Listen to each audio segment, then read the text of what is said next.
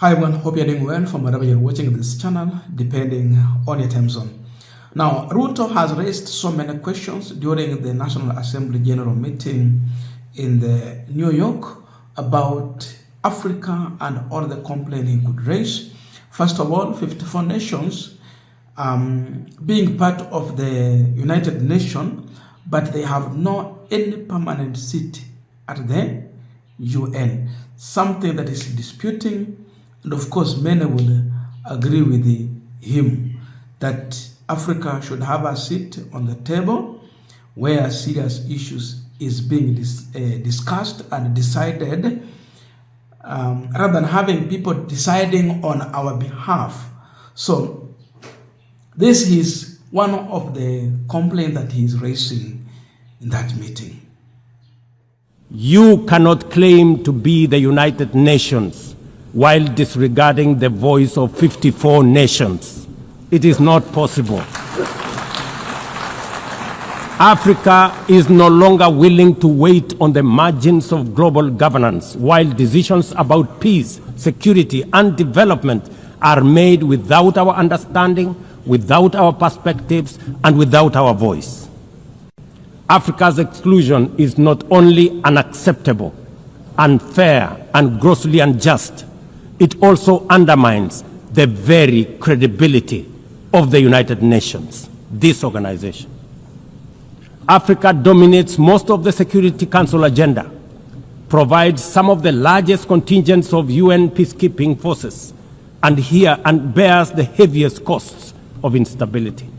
Yet we remain the only continent without a permanent seat at the main table, where decisions about our destiny are made.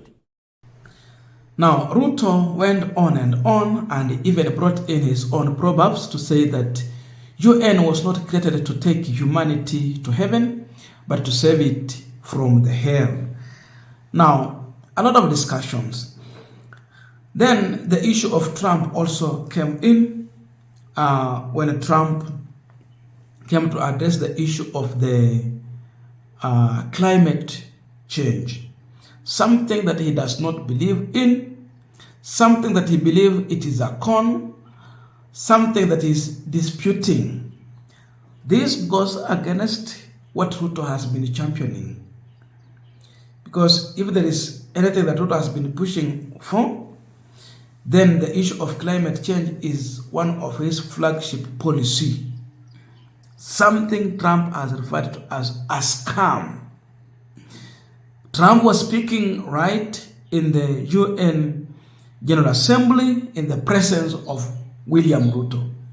In 1982, the executive director of the United Nations Environmental Program predicted that by the year 2000, climate change would cause a global catastrophe. He said that it will be irreversible as any nuclear holocaust would be. This is what they said at the United Nations. What happened? Here we are. Another UN official stated in 1989 that within a decade, entire nations could be wiped off the map by global warming. Not happening. You know, it used to be global cooling. If you look back years ago in the 1920s and the 1930s, they said, global cooling will kill the world. We have to do something. Then they said global warming will kill the world, but then it started getting cooler, so now they could just call it climate change, because that way they can't miss. It's climate change, because if it goes higher or lower, whatever the hell happens, there's climate change. It's the greatest con job ever perpetrated on the world, in my opinion. Climate change, no matter what happens, you're involved in that. No more global warming, no more global cooling, all of these predictions made by the United Nations and many others, often for bad reasons, were wrong. They were made by stupid people that have cost their countries fortunes and given those same countries no chance for success. Now, with this, Ruto is finding himself between a rock and a hard place. Because if there is anything that Ruto was pushing for and taking as his brand, the truth is that Ruto has been building his international brand around climate advocacy. Sasa saizi tuko na Trump. The other time it was Joe Biden, a man who welcomed him, a man, who was defending him. But now this other one is coming with complete opposite thinking, and ideas about the climate change.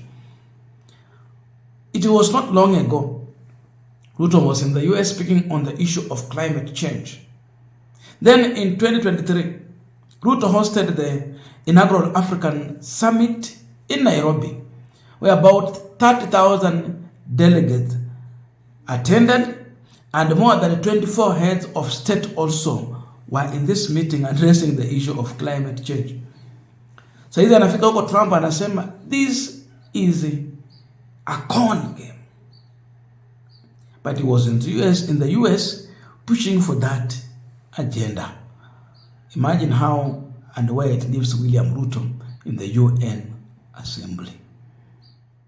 The United Nations was not created to take humanity to heaven, but to save it from hell. Most historic cities under the magnificent Eiffel Tower. The joy and happiness exuded by all of us here, I wish it could be shared around the world. The people of Kenya, Africa, and many parts of the world live in the reality of the new normal. The climate crisis is getting worse every year, with millions losing their lives and livelihoods to drought, flash floods, heat waves, cyclones, and wildfires. Luckily, the solutions to make a difference are in our hands. And when I see you, I see the future, and I see the solution to the challenges that exist in our globe. We have the necessary technology, we have the necessary finances today, and it is possible for all of us to act together to course correct. What has gone wrong, we have it in our power to get it right.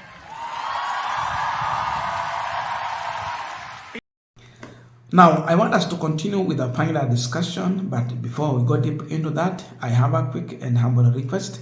For those who are watching the channel and you have not subscribed, please consider subscribing. To our returning subscribers, I must say thank you so much.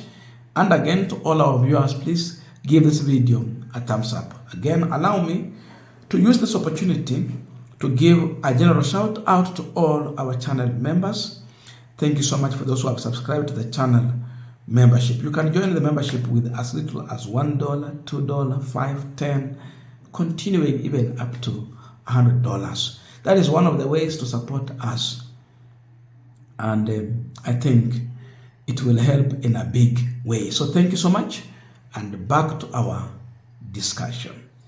Now, Trump has been able to explain himself why he don't believe in this issue of climate change.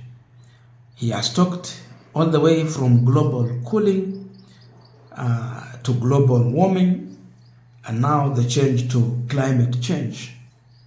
There was warning that the global cooling will end the world. Then the issue of global warming, and now climate change. But for him, he has not seen where really it has really affected. So he take it as climate change. He's referring to it as a great con job ever perpetuated in the world. He has referred to those who are pushing or championing for that as stupid people. The issue of climate change is what pushing for that, and is being pushed or made by stupid people. That is Trump. In the presence of William Ruto, something that he picked and he has been pushing for to convince the world about this and to become the face of the climate change. Of course, it attracts its funding. The issue of carbon credit also. There has been carbon credit talk that was in Nairobi. Even some members of parliament could not be able to explain about the carbon credit and all that. But now we are here, someone is rubbishing almost everything that Ruto was pushing for. That's why I'm saying that Ruto really found himself between a rock and a hard place in the UN General Assembly. You would need such people like Trump and this other nation, the East, the West, to really support your agenda, because it comes with finances and the other aid. So finally, things are now turning against William Ruto. Tumekuwa na mambo ya kupanda miti Kenya hii, just because of dealing with the issue of climate change. If you look at the budget, then what is being brought on ground, Ruto alisema anataka kupanda 1 billion trees or what? You find out that there is a lot of corruption out of that. I think it is one of the issues that Trump is trying to address here. Money is being allocated, but it ends up doing other things rather than what has been meant for. But then you see on how people are pushing the issue of climate change, you discover it's a con game. So if there is an area where Ruto had been focused so much on, it was now the issue of getting funds to run this program.